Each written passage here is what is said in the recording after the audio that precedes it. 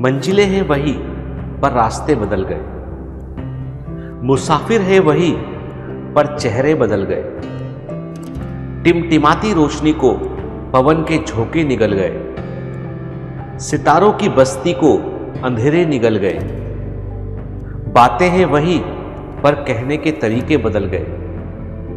साज है वही पर तराने बदल गए। सच और झूठ के फासले बदल गए। आज इंसानियत, जिंदगी और मोहब्बत के मायने बदल गए।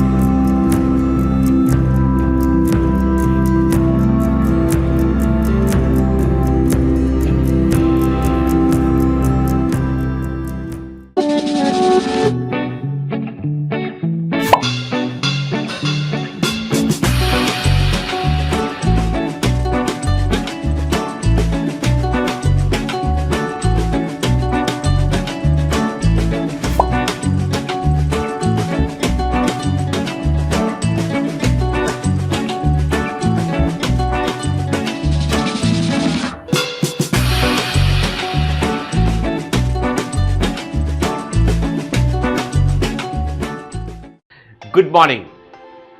आज के हार्ट कनेक्ट के एपिसोड में आज फिर हम कुछ नई समस्याओं को लेंगे।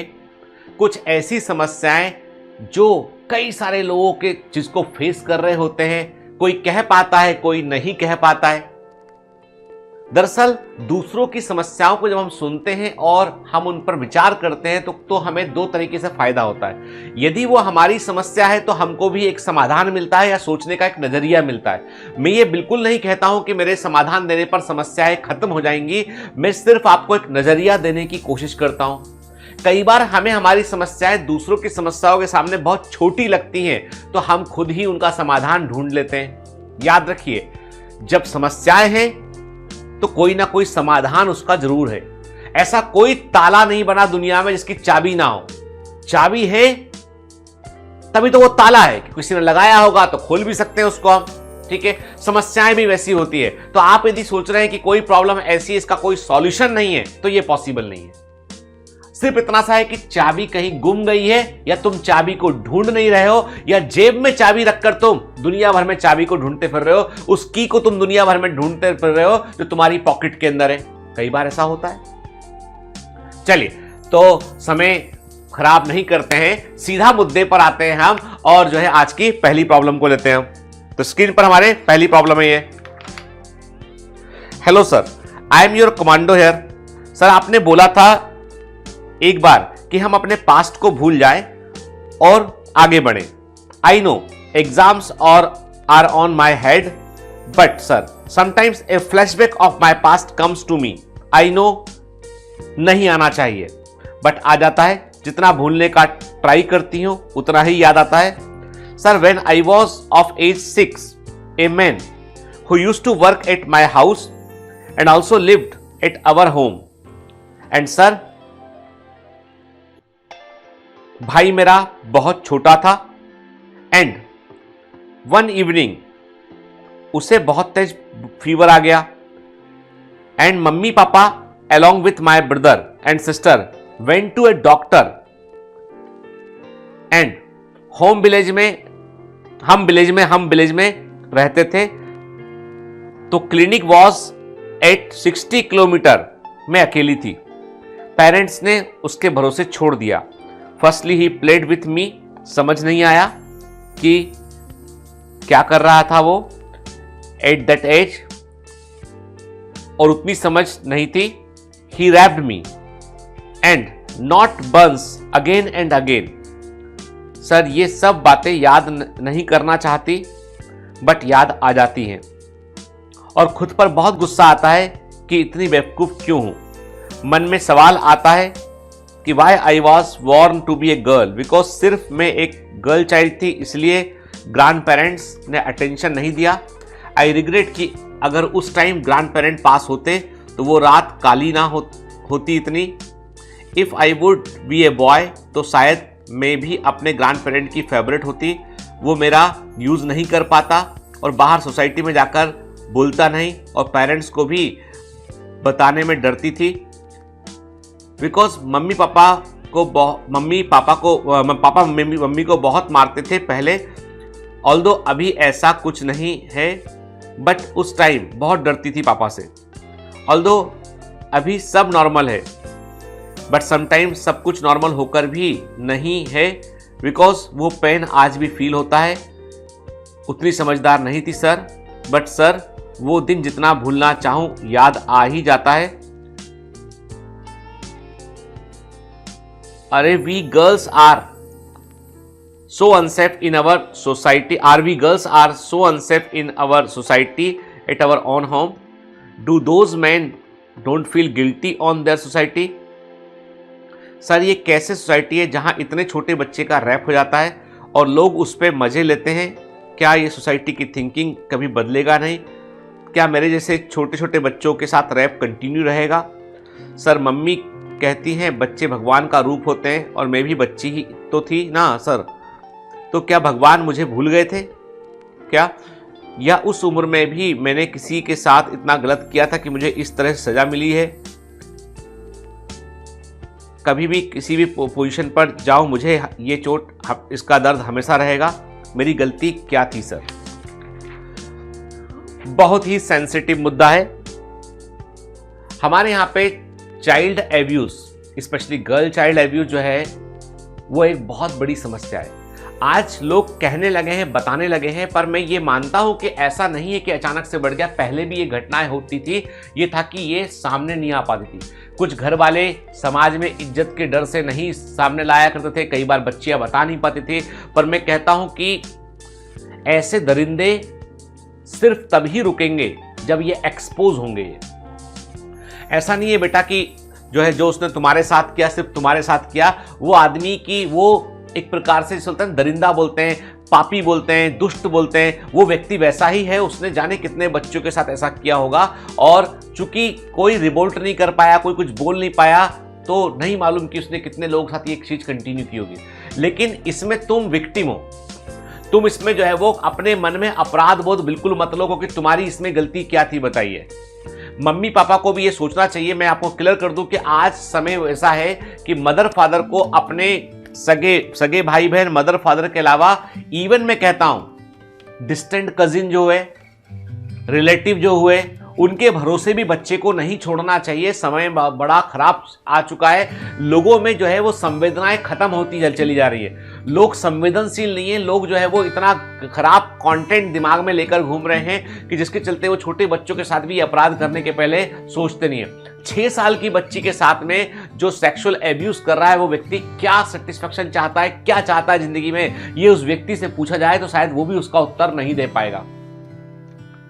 चाइल्ड सेक्सुअल एब्यूज जो है वो एक बड़ी गंभीर घटना है और हम सबको सजग, देखो इसका एक ही उपाय होता है, सजग रहना पड़ेगा आपको, अलर्ट रहना पड़ेगा आपको गुड एंड बैड टच का अंतर समझना होगा। छोटे बच्चों को समझाना होगा। अब बेटा तुम्हारे साथ तो तुम तो बड़ी होगी, अब तुम्हारे साथ ये जो घटा उसमें तुम छोटी बच्ची थी, तुम्हारी कोई गलती नहीं उसमें, और समाज तुम्हें जज करेगा नहीं करेगा, ठीक है? तुम्हारे मन के डर को वो जज करेगा। सोसाइटी में जो है, आपको बता दूं मैं कि आपका डर ही आपको जो है सोसाइटी में जो है वो पीछे करता है, ठीक है? आपके डर से ही समाज के लोग आपके सर पर चढ़ जाते हैं। यदि आप डरना बंद कर देंगे, आप बी बोल्ड कंडीशन में आप आएंगे, तो यही लोग छिप जाएंगे कहीं जाके।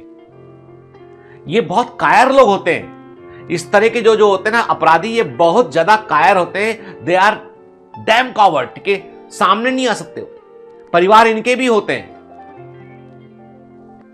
तो तुम्हारी गलती मैं समझ नहीं पा रहा हूं कि इस पूरे एपिसोड में मैं बिल्कुल तुम्हारे दिल पर जो चोट लगी, जो तुमने महसूस किया, जो तुम्हें हुआ, उस दर्द को हम लोग सब महसूस कर सकते हैं कि वो बहुत गहरा दर्द रहा होगा। लेकिन बेटे आगे बढ़ जाने में ही भलाई है। और दूसरी बात ये, इतना सक्षम बनो, इतना पावरफुल बनो कि कोई दूसरा तुम्हारे जान पहचान में किसी छोटे बच्चे के हाथ में सेक्सुअल एब्यूज ना हो। क्या केवल हम जो है वो निरीह बनकर रहेंगे तो उससे समस्याएं रुक जाएंगी? नहीं, आपको जो है वो पावरफुल बनना पड़ेगा, सशक्त बनना पड़ेगा, ठीक है? शक्तिशाली बनना पड़ेगा कि कोई आपके बच्चे को टच ना कर सके, आपके आसपास कोई बच्चा हो उसको टच ना कर सके, आपके डिसप्लेजर पर वो सामने वाले आदमी का करियर बर्बाद हो जाए, वो खत्म हो जाए, वो सिरे से।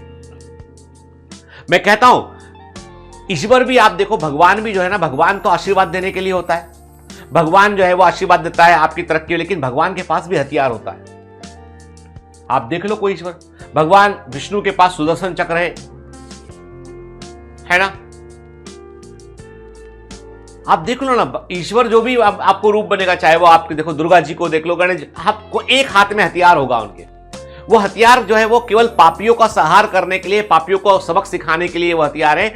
हम भी अपने कद से, अपने हैसियत से इतने पावरफुल बने कि हमारे आसपास किसी ऐसी घटना को हम रोक सकें। मैं हर साल मैं कहता हूं कि जो है वो, जैसे मेरी एक सिस्टर इन लॉ है, वो पुलिस में है, मेरी वाइफ जो है वो भी एक अच्छी सर्विस में है, मैं भी ठीक पोजीशन पे हूं, तो हम लोग ऐसे कई सारे, हम लोग इसको कभी पब्लिक डोमेन में डालते नहीं इन चीज़ों को हम, लेकिन हम बहुत सारे लोगों की मदद करते हैं। हम चाहे अपने रिसोर्सेस का इस्तेमाल करें, अपने कनेक्शन का इस्तेमाल करें, पर ऐसी घटनाएं जब हमारे सामने आती हैं तो हम उसके लिए जो है वो स्ट्रांगली एक्शन लेते हैं। मतलब मुझे बहुत तकलीफ होती है जब मैं कभी इस तरह की घटनाओं को सुनता हूं छोटे बच्चों के साथ में। और बेटा मैं यही बोलूंगा तुमसे कि तुम अब ताकतवर बनो। डोंट पिटी ऑन योरसेल्फ, अपने ऊपर दया मत दिखाओ, अपने आप को सामर्थ्यवान बनाओ। तुम दुर्गा के देश में हो, तुम भारत माता बोलते हैं देश को यहां पे, और इस देश की जो लड़की है ना, मामूली नहीं है, वो दुर्गा का रूप है उसके अंदर। ये सारे राक्षस डरते फिरते हैं, भागते फिरेंगे। ये सक्षम बन बेटा, दया मत कर अपने आप पर रहम मत कर, अपने आप को जो है वो अपराधी मत मान, अपने आप को छोटा और ऐसा मत मान कि मेरे साथ क्या हो गया, कुछ नहीं हुआ। ये मान कि इतना ताकतवर बनूंगी कि एक दिन उस आदमी को भी सबक सिखाऊंगी और ऐसे जो लोग दूसरे हैं उनको भी सबक सिखाऊंगी। इतना पावरफुल मुझे बनना है, ताकतवर मुझे बनना है। मन से बेटा ये गिल्टी निकाल दो बाहर। नोबडी इज गोइंग टू जज यू। तुम्हारे मन में जो ग्रंथि है ना, उस ग्रंथि को ये बोल दो कि भाई आज के बाद ये ग्रंथि नहीं रहेगी मेरे पास में। और अपने आप को जो है, जब भी कभी देवी दुर्गा को देखो, सोचो कि ये तुम हो। उस रूप में आओ, अपने आप को इतना पावरफुल सक्षम बनाओ कि कोई तुम्हारा इस्तेमाल ना कर सके, कोई तुम्हारा मिसयूज ना कर सके कोई। सामर्थ्यवान व्यक्ति की ही पूछे भाई, सामर्थ्यवान बनिए। रोने से, खुद पर दया दिखाने से कभी समस्या का समाधान नहीं मिलेगा। समाधान मिलेगा सशक्त होने पर। बेटा हम तुम्हारे साथ हैं, और तुम जो है वो अब सब भूल के पढ़ाई पर फोकस करो, अपना कुछ ऐसा अचीव करो कि तुम कई सारे ऐसे लोगों को जस्टिस दिला सको। तो चलिए अगली प्रॉब्लम लेते हैं हम। नेक्स्ट प्रॉब्लम हमारे सामने स्क्रीन पर है। नमस्ते, प्रणाम, सलाम गुरुजी, मैं आपकी ऑफिशियल कमांडो हूं टारगेट बेस से। सर मेरी प्रॉब्लम शायद माइनर हो सकती है, लेकिन कई टीनेज गर्ल भी इससे सफ़र कर रही होंगी। Menstrual irregularities is my problem और 3 मंथ से पीरियड मिसिंग है। सर फर्स्ट मेंस्ट्रुएशन से ही मेंस्ट्रुअल इरेगुलरिटी की प्रॉब्लम है, लेकिन उस वक्त समझ नहीं आता था कुछ। अभी जिस लेवल की मैच्योरिटी पर है समझ आने लगा है सर। इस प्रॉब्लम की वजह से मैं ओबेसिटी का शिकार हो रही हूँ। ये बात घर वालों से भी नहीं कही है। पता नहीं क्या सोचेंगे इस डर से। Please sir help me out of this, your commando, thank you sir. Issue minor नहीं है बेटा।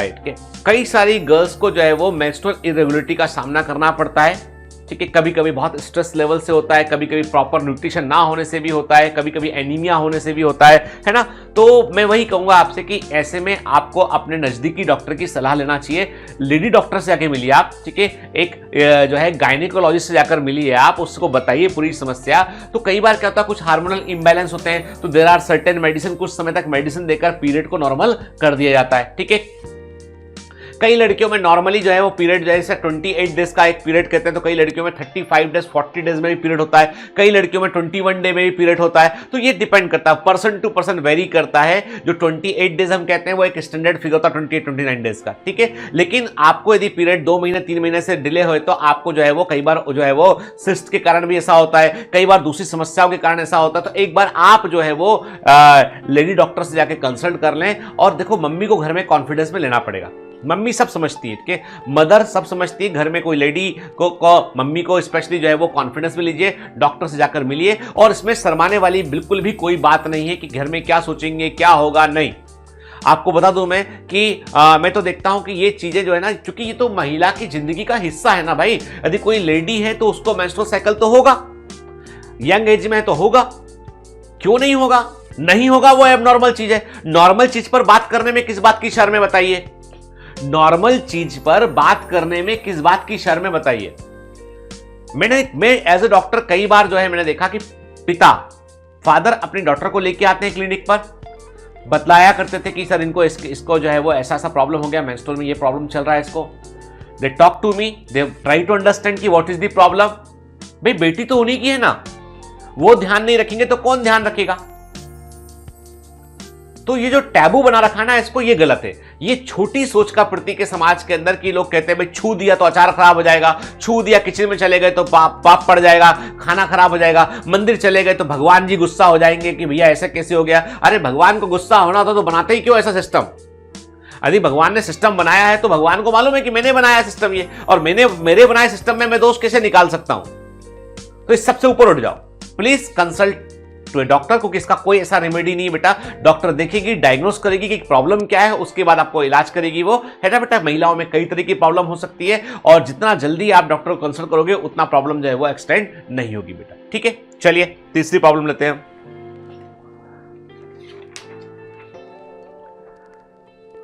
सर जब मैं 11th क्लास में थी तब मुझे मेरे टीचर पर क्रश आ गया था। मैंने अपने आप को हमेशा यही समझाया कि focus on your career first then other things, लेकिन फिर भी अपने आप को उनके बारे में सोचने से नहीं रोक पाती थी। मुझे जब ये बात रियलाइज हुई तो मैंने अपने आप को कंट्रोल करना स्टार्ट कर दिया। सर से सिर्फ पढ़ाई के अलावा बातें करना बंद कर दिया। ऐसे करते करते 12th क्लास भी खत्म हो गई। नीट 2021 में जब मार्क्स कम आए तो मैंने एम्बरसमेंट की वजह से बात ही बंद कर दिया उनसे, बट स्टिल उनके थॉट खत्म ही नहीं हो रहे थे। फिर नीट 2022 के रिजल्ट के बाद मैंने ये बात अपनी दोस्त से शेयर करके ख़त्म कर दी। फिर उनके बारे में ऐसा कोई थॉट नहीं आते थे।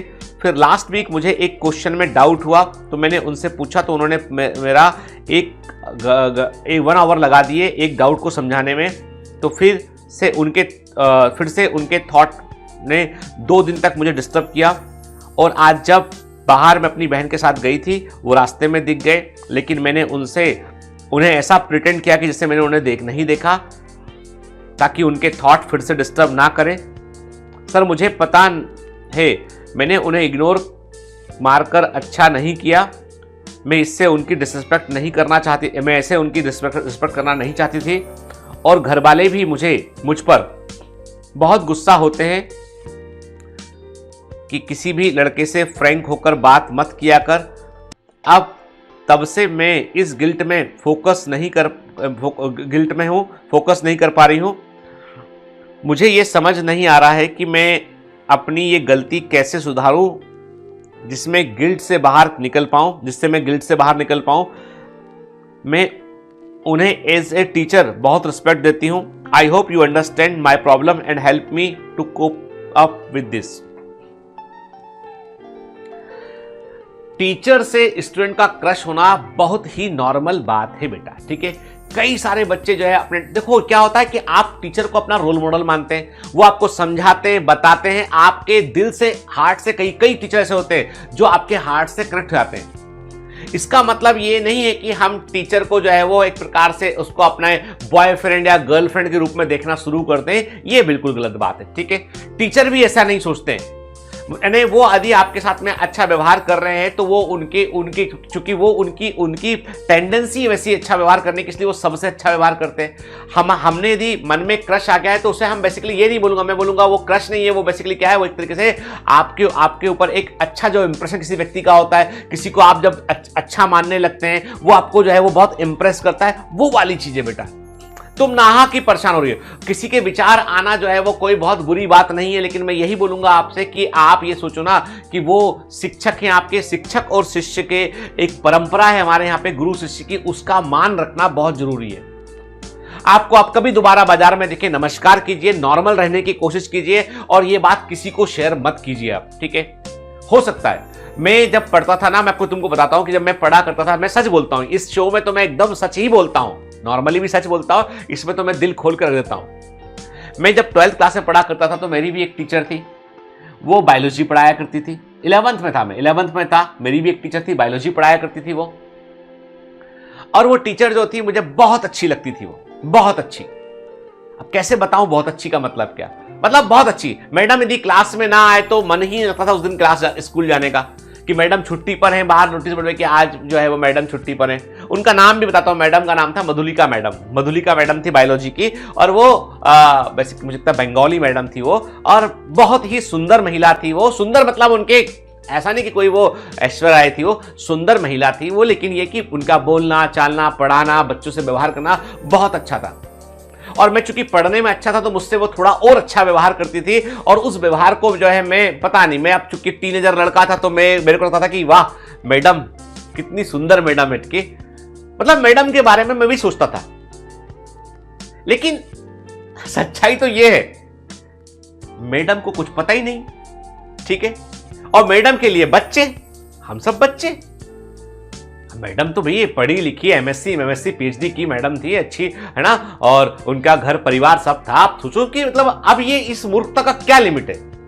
हमने सिर्फ इतना तय किया कि मैडम को इंप्रेस रखना है अपने को, और इंप्रेस रखने का एक ही तरीका है कि एक क्लास में टॉप करना है, मेडिकल में सिलेक्ट होना है, और मैडम के पास मिठाई लेकर जाना है। मैडम से बात करने का बहाना यही है कि मैडम को सफल होकर दिखाओ।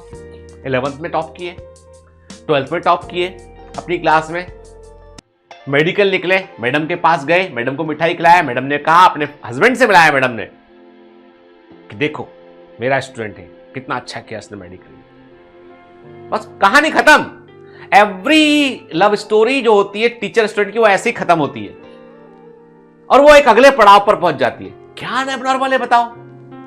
अरे तो मैं अब आप बोलोगे सर आपने ऐसा किया, आप मुझे पापी मान लीजिए। मैं कहता हूं मैं पापी नहीं हूं। मैं आज भी मैडम का बहुत रिस्पेक्ट करता हूं। मैडम ने जिस प्रकार से बायोलॉजी पढ़ाया, उसके बायोलॉजी पढ़ाने के बाद मुझे ऐसा लगा कि बायोलॉजी इतना बोर नहीं होता है। नहीं तो पहले लगता था कि रटना पड़ेगा, ये करना पड़ेगा, वो करना पड़ेगा, लेकिन मैडम बहुत अच्छे से पढ़ाई। मैडम समझ, और वो उनका अच्छे से पढ़ाना मेरे हित में था। और मैं मूर्ख सोच बैठा कि मैडम जो है वो उनसे मेरा क्रश चल रहा है। फिर मैंने क्या किया, मैंने कहा थोड़ा सा अपना लेवल ऊपर बढ़ाया जाए, तो अपने को फिर भारी क्रश हो गया किस पर, माधुरी दीक्षित पर। फिल्म एक्ट्रेस है, जब पढ़ते थे कॉलेज वाले में, भारी फैन माधुरी दीक्षित के। अपने कमरे में पोस्टर भी लगे होते। क्या लगता तुम्हें, अभी हम भी इंसान है यार, ठीक है। तो पोस्टर लगे थे, माधुरी दीक्षित से भारी फैन था।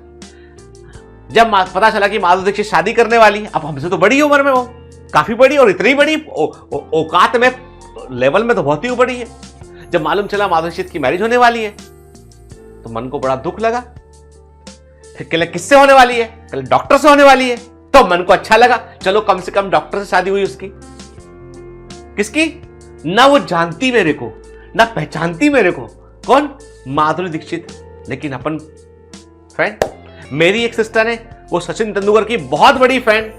मतलब वो पोस्टर लगा रहे यहां वहां, इधर पोस्टर, पर्स में पोस्टर, हर जगह पोस्टर के, तेंदुलकर के लिए एकदम पागल, ऑब्सेस्ड। शादी होने के बाद ही पोस्टर सारे साथ लेके साथ लेके गई अपने को। क्या तेंदुलकर को मालूम, नहीं मालूम। अरे होता है यार, जिंदगी में कोई आदमी पसंद आता है, क्रश होता है, जानते हैं, पहचानते हैं, लेकिन उसका मतलब जिंदगी रुक थोड़ी। मैं थॉट से बाहर नहीं, मान लो मैं पगला जाता कि माधुरी दीक्षित के थॉट में या मैडम के थॉट में, तो क्या जिंदगी में अचीव करता बताओ, कुछ नहीं ना।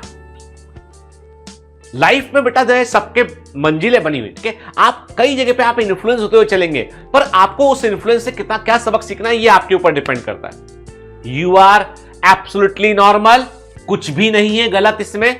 हाँ, जो तुम व्यवहार कर रही हो वो गलत है, जो तुम अपने आप को दोषी मान रहे हो वो गलत है, जो तुम सोच रहे हो इसमें वो गलत है, क्योंकि अभी तुम्हारा अच्छा वक्त आने वाला है। Your good time is about to come. Please try to understand. ऐसा होता रहेगा जिंदगी में, ऐसा जिंदगी में होता रहेगा। कई बार ऐसा क्रश होता रहेगा, कई बार सामने वाले से इन्फ्लुएंस हैं, कि उससे प्यार करते हैं, कि क्रश है, क्या है नहीं समझ पाएंगे आप, बस आपको अच्छा लगता रहेगा। और ऐसा एक नहीं, कई लोगों के साथ ऐसा हो सकता है। तो is it really a relationship? No. अरे हम इंसान है भाई, हम 10 लोगों से मिलेंगे, 5 लोग हमको अच्छे लग सकते हैं, तो 5 से प्यार हो जाएगा क्या हमको? नहीं ना। 5 पे क्रश है क्या? नहीं ना। प्लीज, दुनिया बहुत बड़ी है बेटा। The world is full of choices, choose carefully. तुम्हारी जो चॉइस होगी, पसंद होगी ना जिंदगी में, वही तुमको बनाएगी। तुम गलत चुनोगे, गलत होगा। ठीक है, प्लीज इस गिल्ट से बाहर निकलो, है ना, इस गिल्ट से बाहर निकलो। मैं एक किस्सा और बताता हूं अपनी जिंदगी का कि जब मैं 19 साल का रहा होऊंगा, 19-20 साल का, तब मैं ना अपने वीकेंड में अपने घर में जाता था विदिशा, वहां जाके क्लास लिया करता था मैं। तो वहां बच्चे पढ़ने आते थे, उससे मैं बॉटनी पढ़ाया करता था जमाने में। ठीक है, बहुत पुरानी बात है, 98 की बात है। तो 98 में जो है वो उस समय मेरे पास कुछ बच्चे पढ़ने आते थे और कुछ कॉन्वेंट स्कूल के बच्चे भी थे जो पढ़ने आते थे बॉटनी के लिए। तो मैं बॉटनी में 300 आउट ऑफ 300 स्कोर किया था मैंने नीट में, और मतलब मैं जो है स्टेट टॉपर था, नंबर जो हाईएस्ट मार्क्स थे मेरे उस समय। ठीक है, तो मतलब कहने का मतलब ये था कि मतलब मैं से पढ़ने आते थे वो संडे, तो वो उसमें एक लड़की पढ़ने आया करती थी क्लास में। 15-17 लोगों की क्लास थी वो, उसमें एक लड़की पढ़ने आती थी। एक दिन क्लास के बाद वो रुकी, उसने बोला सर क्या मैं आपका स्केच पेन यूज कर लूं? पेन से हम लोग व्हाइट बोर्ड पे लिखा करते थे। मैंने कहा ठीक है। मैं कुछ कर रहा था, क्वेश्चन पेपर कुछ चेक कर, सब चले गए, वो रुकी रही, उसने बोर्ड पे लिख दिया आई लव यू, है ना। सर मैंने कुछ लिखा है, पलट कर देखेंगे आप? मैं पलट कर देखा, मैंने डस्टर उठाया, मिटा दिया। मैंने कहा पढ़ाई करो, पढ़ने पे फोकस करो, सिलेक्ट हो, है ना, अपने करियर पहले बनाओ, उसके बाद तुम ये सब चीजें सोचना। अभी तुम एक स्टूडेंट हो, मैं एक टीचर हूं, और ये डेकोरम, उम्र का अंतर भले ही हमारे बीच 2 साल का अंतर हो, लेकिन ये डेकोरम मेंटेन रखना पड़ेगा। अदरवाइज ना तुम सीख पाओगी ना मैं सिखा पाऊंगा। तुम चाहती हो ये? एकदम स्ट्रिक्टली मैंने बोला। वो थोड़ी सी शर्माई, सकुचा के चली गई। वो 2 दिन क्लास नहीं आई, उसके बाद फिर क्लास आई, वो पीछे आके बैठने लगी। ठीक है, मैंने बिल्कुल दोबारा कभी जिक्र नहीं किया, नॉर्मल व्यवहार किया। हमेशा मैंने उससे पूरी साल पढ़ी, पढ़ के वो सिलेक्ट भी हुई। वो बाद में 3-4 साल बाद कहीं भी मिली, वो मुझे कहीं फंक्शन में मिली मेडिकल कॉलेज में, सॉरी बोला उस दिन के लिए। मैंने कहा कौन सा दिन के लिए? मुझे याद था, लेकिन मैंने उसके मन में गिल्ट ना जाए इसलिए मैंने बोला कौन से दिन के लिए? सर वो ऐसा। मैंने कहा नहीं यार मैं तो भूल गया, पता ही नहीं चला मुझे कब की बात है, आई डोंट नो दिस। मैंने एकदम जीरो इन कर दिया उसको। वो कुछ नहीं, फिर वो चली, उसको लगा कि सर को तो कुछ पता ही नहीं है, तो वो फिर एकदम नॉर्मल हो गई। वो जब मैं भूल चुका हूं तो वो एकदम नॉर्मल है। यदि मैं बोलता हाँ मुझे याद है, तो एक गिल्ट का पेज छोड़ देता मैं। गुरु ऐसा होता है, टीचर ऐसा होता है, छोड़ देता मुझे कि नहीं मुझे नहीं, मैं तो भूल गया, मुझे नहीं मालूम, मुझे सब याद था। और वो जमाना ऐसा था कि मैं मतलब ऐसा थोड़ी ना कि उस समय मेरा कोई अफेयर चल रहा था, किसी को मैं चाहता था कि उम्र मेरी भी 2 साल का अंतर था मेरी उसकी उम्र में। बहुत सुंदर थी देखने में, ऐसा भी नहीं था कि भाई सुंदर ना हो। लेकिन वही वाली बात है ना कि मतलब हर चीज का एक टाइम होता है यार। जो काम कर रहे हो उसकी भी अपनी गरिमा होती है, तो गरिमा को सेक्रीफाइस नहीं कर सकते हैं, समय के फेर को नहीं बदल सकते हैं। Behave like a mature people. ठीक है, ये सबके साथ गुजरता है, सबको होता है। कभी मैं था, कभी कोई मेरे पे था, इसके बाद, लेकिन फाइनली जो किस्मत में लिखा होता वो होता है। देवी भारती किस्मत में थी, आ गई। अब पूरा का पूरा जो है वो सारे आदेश उन्हीं के मानता हूं मैं, है ना। तो मतलब तुम अभी इस पूरे गिल्ट से बाहर निकल जाओ, ये सब सोचना बंद कर दो। ये कुछ नहीं है, ये सिर्फ जो है वो मन के भ्रम में बेटा सारे। ये तोड़ दो इस मैट्रिक्स को, पढ़ाई पर फोकस करो, अच्छा करो जिंदगी में। वो सर तुम पे गर्व महसूस करेंगे, तुम उनको बताने में गर्व महसूस करोगे, और तुम्हारा गुरु शिष्य का संबंध जीवन के लिए रहेगा वो। ठीक है बेटा, चलिए आज इतना ही। और मैं आपसे एक रिक्वेस्ट करना चाहता हूं कि भाई आप जो भी समस्याएं भेजते हैं ना लिखकर, तो प्लीज या तो हिंदी में भेजा करो या इंग्लिश में भेजा करो। ये जो बीच में इंग्लिश और बीच में हिंदी आती है तो मतलब मुझे पढ़ने में समझ में नहीं आता कि मैं क्या हिंदी पढ़ रहा हूँ कि इंग्लिश पढ़ रहा हूँ। ठीक है, तो थोड़ा सा ठीक से लिख के बैठो। अरे कम्युनिकेशन स्किल तो होना चाहिए ना अपने में। अपन लिख के भेजने प्रॉब्लम और सामने वाला पढ़ ही नहीं पा रहा, प्रॉब्लम क्या लिखी हुई है, ये तो ठीक करो। ऑडियो भेजिए अपने, ज्यादा आसान तरीका है। अभी ऑडियो जो आ रहे हैं वो थोड़े रिलेवेंट नहीं, इसलिए ले नहीं पा रहे हैं उन ऑडियोज को हम, तो अपने ऑडियो में समस्याएं भेजिए बेटा, वो भी बहुत अच्छी चीज है ना। ठीक है, तो सफर जारी रहेगा, हम बात करते रहेंगे आपसे। और देखो बेटा, यहाँ पे कोई ना मैं आपको जज कर रहा हूं किसी चीज को लेके, ना आप मुझे जज कीजिए किसी चीज को लेके। ठीक है, हम लोग एक ही प्लेटफॉर्म पे खड़े हैं और एक हम न्यूट्रल होके दिल से दिल की बात कर रहे हैं। ठीक है, आप दिल खोलकर अपनी बात मुझे बता रहे हैं, मैं दिल खोलकर उसके सॉल्यूशन ढूंढ रहा हूं और अपनी दिल की बात भी आपको बता रहा हूं। जज मत कीजिए किसी को ना बेटा, मैं तुमको कभी जज करता हूं ना तुम मुझे जज करना इस चीज के लिए। ठीक है, दुनिया चाहे कुछ भी कहती रहे, हमारे आपके आपस में संबंध क्या है, हम लोग किस प्लेटफॉर्म पे हैं, हम लोग जो है वो किस चीज की तरफ देख रहे हैं, कहां आगे बढ़ने के बारे में सोच रहे हैं, वो ज्यादा जरूरी है। चलिए, have a great day, all the best, bye bye.